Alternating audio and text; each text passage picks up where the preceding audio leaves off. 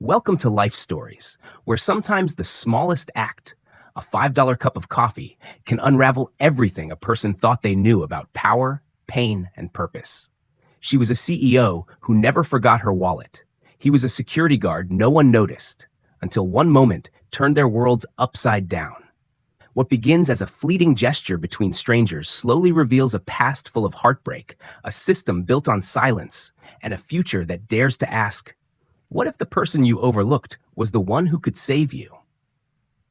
This isn't a love story the way you think. It's a story about the cost of kindness, the weight of legacy, and what it means to truly see someone when no one else does. Now take a deep breath and come with us into a story that starts with spilled coffee, but ends somewhere you'll never expect. The espresso machine hissed like a warning as steam curled through the morning rush at Brew and Barrel, the sleek little cafe tucked beneath the towering glass monolith of Grant Tech Tower in Midtown.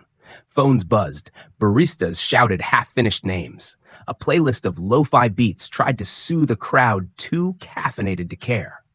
And amid all the noise, no one noticed the woman who walked in wearing a storm beneath her silk blouse. Avery Grant, 30, founder and CEO of one of the fastest-growing tech firms on the East Coast, stood at the counter in a tailored gray pencil skirt and a crisp white shirt that had survived 2 boardroom showdowns and 1 investor ambush by 9 a.m., her tablet balanced against her hip, Bluetooth humming in one ear. She looked like every other overworked executive in Manhattan, until her card was declined. "Sorry, it's showing as unsuccessful," the barista chirped, too cheerful for the circumstances. Avery frowned, tried again, declined. She blinked once. That didn't make sense. She dug into her leather tote with clinical precision, flipping through files, charger cords, old receipts, no wallet. "Just hold on," she muttered, her voice slipping from polished to human in an instant. "I think I left my wallet upstairs. Can you just hold the order? I'll run back down." The barista glanced at the long, growing line behind her. Someone sighed audibly. Avery's chest tightened, not because of the mistake, but because of what it meant.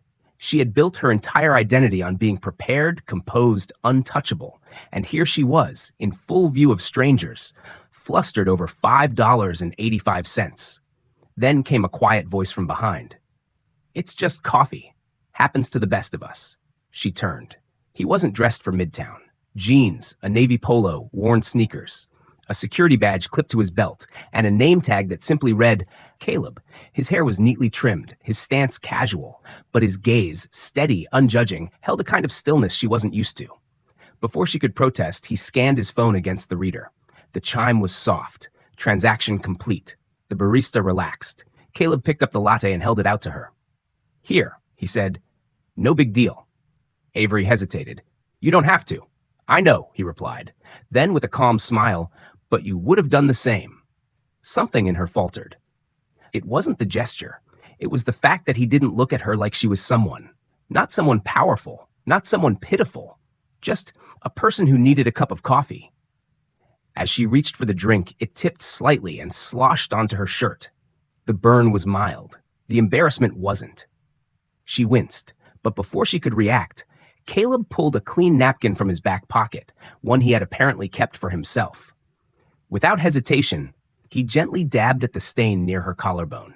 His fingers never lingered. His movements were respectful, precise, clinical even, like someone who knew exactly where boundaries were and never crossed them.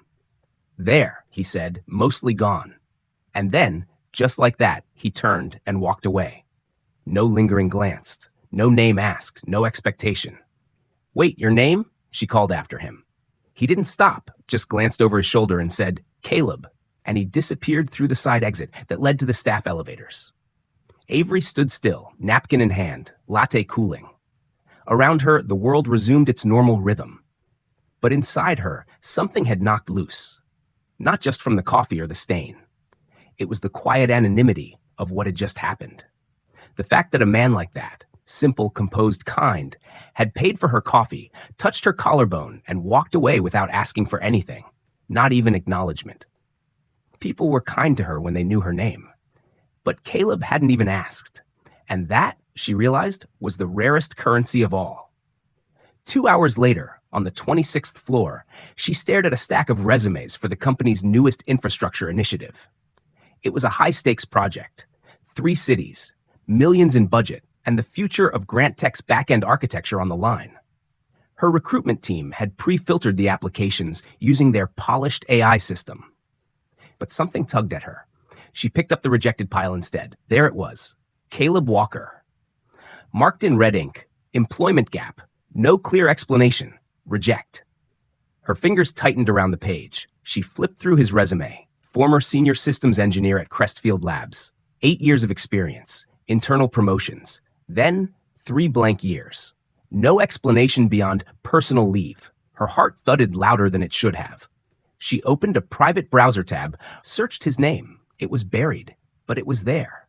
A local news article from 4 years ago. Crestfield engineer loses wife and daughter in freeway tragedy. A photo showed him at a candlelight memorial, one hand gripping a white rose. The words blurred. She didn't need to read the rest. Back at her desk, she stared at his application. Her assistant, Jamie, popped in with her second coffee of the day. Pull full HR notes on Caleb Walker, Avery said without looking up. I want a direct interview. Just me, no panel. Jamie paused. He's one of the rejected ones. Not anymore. What would you do if you discovered the person who showed you the greatest kindness had been rejected by a system you helped build?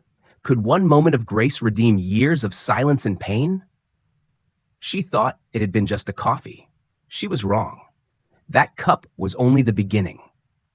Part 2 reveals what happens when the past steps into the boardroom, and nothing, absolutely nothing, stays quiet for long. The room was quiet, almost too quiet for a place that usually thrummed with the soft hum of keyboards and the low murmur of strategy meetings.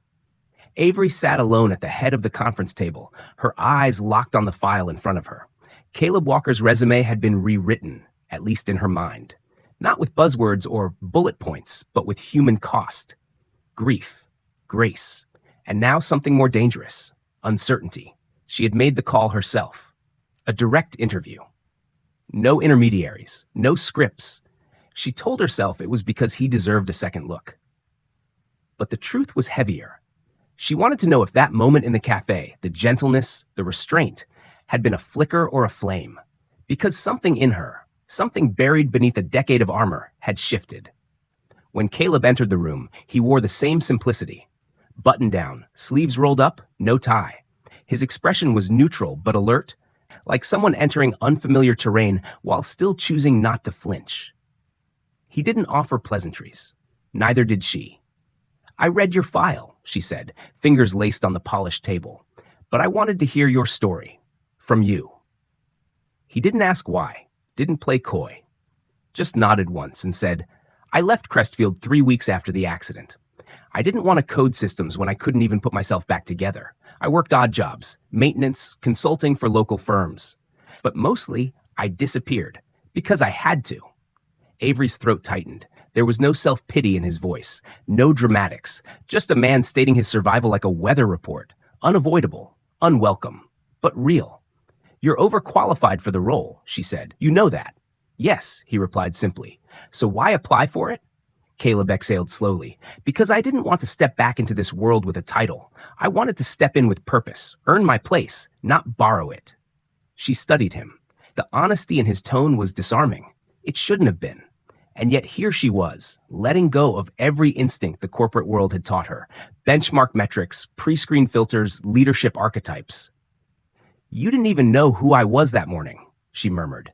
I didn't need to. It should have ended there. A neat resolution. A job offer, a handshake. But just as she reached for the formal folder, the door opened. Jamie stepped in, pale. You need to see this. She handed over her phone. Avery's heart dropped. It was an internal leak. Confidential emails between Avery and the board, surfaced by an anonymous source, now being dissected by trade media. Speculations were flying. Discrepancies in project funding, questions about backdoor hires, whispers of favoritism. Avery's pulse thudded in her ears. She recognized the timestamp. The email in question had included Caleb's name.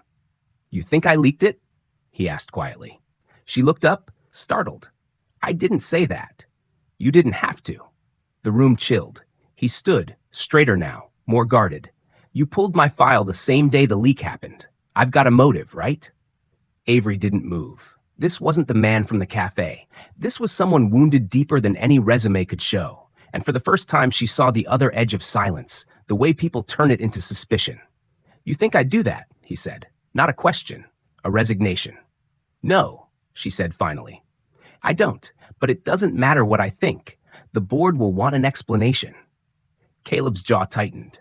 Then give them one. Tell them I used pity to get a job, that I made you feel something and turned it into leverage. Make me a cautionary tale if it saves your seat. That's not what this is. Isn't it? He cut in. You said you saw me, but maybe all you saw was a reflection of your own loneliness. The words hit harder than she expected, and maybe, painfully, they were true. She looked away. You should go. He hesitated. For a moment, neither of them breathed. Then he turned, walked to the door, and left without another word.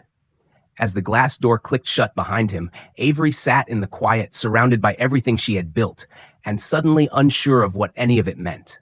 The room hadn't changed. The skyline hadn't shifted. But something inside her had collapsed. And it wasn't just about Caleb. It was about all the people she had overlooked. All the files she had never opened, all the quiet voices never heard. Her empire had been built on foresight. But this was a blind spot. Do you think Caleb was right to walk away? Can trust survive when doubt enters before love ever begins? When Avery opened the next email, the subject line read, "Security Incident, Internal Review Initiated," and it was no longer just her judgment on the line. It was her legacy. It rained the morning of the board hearing.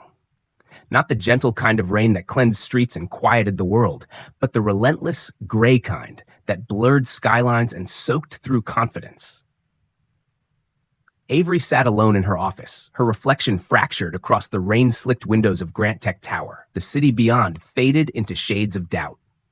Her inbox pulsed with damage control. The leak had become more than a media firestorm. It had turned into a symbol.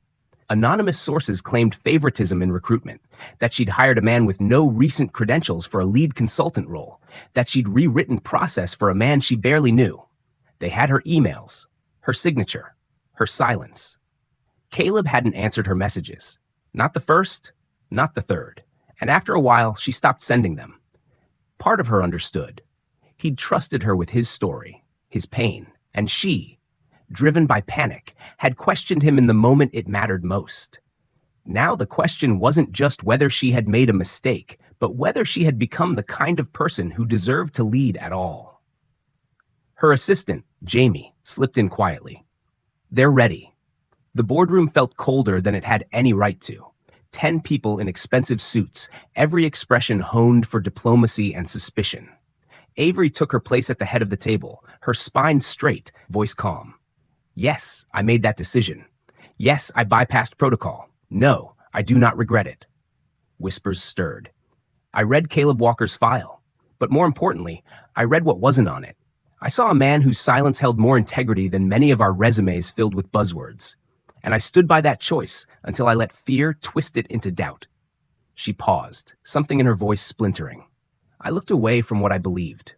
For one moment, I let the world's rules drown out my own compass. That's on me. A long silence followed. Then came the questions. Polished, sharp. Someone asked if she'd stepped down. Someone else asked if she had feelings for Caleb. She answered with restraint, but inside, something cracked open. Not from shame. From the ache of knowing she hadn't just failed Caleb, she'd failed herself. Afterward, she returned to her office, the kind of tired that settles in your bones and lingers. The lights outside flickered on one by one across the skyline. Her city, her tower, her silence. The note was waiting for her. Folded, no envelope, placed precisely in the center of her desk. Her name, written in strong, steady print. She stared at it for a long time before opening it. Avery, I didn't walk away because you doubted me. I walked away because I saw how quickly the world will turn a scar into a weakness. I've lived that truth. You hadn't, until now. I told you I didn't want pity. I meant it. But what I didn't say is that I also didn't want to become someone else's blind spot again. Still, something's been bothering me. That day in the cafe, I paid for your coffee and walked away. And you asked for my name. You saw me. That has to mean something. See. She didn't hesitate. By the time she reached the first floor, the rain had stopped, leaving behind slick sidewalks and sharp reflections. She walked into Brew and Barrel like someone on instinct, not destination. The shop was nearly empty, and there he was. Caleb stood at the corner table, sipping black coffee, reading something on his phone. He didn't look up right away, but she knew he had seen her. She walked to his table, pulled out the chair opposite him, and sat. No words yet, just presence. He raised his eyes. She took a breath. "I forgot how to lead," she said quietly. "Not the company, myself." "I know," he replied. "It happens. I thought giving you a chance meant I was helping you. I didn't realize, until everything fell apart, that you were the one helping me." Caleb nodded once, as if he'd been waiting for that truth to find its way out of her. "Everyone thinks leadership is about walking ahead," he said, "but the best leaders are the ones who know when to sit beside someone instead." She looked at her hands. "They want me to step down." He didn't flinch. "Will you?" "No," she said, "but I'm not going back the same way. The next version of this company won't just have policies, it'll have perspective." He smiled then, not with triumph, with quiet belief. She reached into her coat pocket and placed something on the table. A new ID badge. Consultant, strategy division, full-time, no red flags. "Come back," she said. "Not because I owe you, but because I still want to build something with you in it." He looked at the badge, then at her. "I'll come back," he said, "on one condition." Her lips curved. "Let me guess. I let you pay for the coffee." He shook his head. "No, you stop apologizing for seeing something in people that others miss." Avery smiled. "Not the corporate kind. The kind that felt like forgiveness and fire all at once." They sat in silence after that, finishing their coffees. A quiet, final breath before a new beginning. Outside, the city buzzed again. But somewhere inside Grand Tech Tower, on a floor still smelling faintly of burnt espresso and new beginnings, the door to something better had opened. Not because someone demanded it, but because someone refused to close it. What part of this story touched your heart the most? Tell us what you felt. If you love this story, comment 100 below. Where in the world are you watching from? Share this story with someone who believes in second chances. Thanks for watching Life Stories.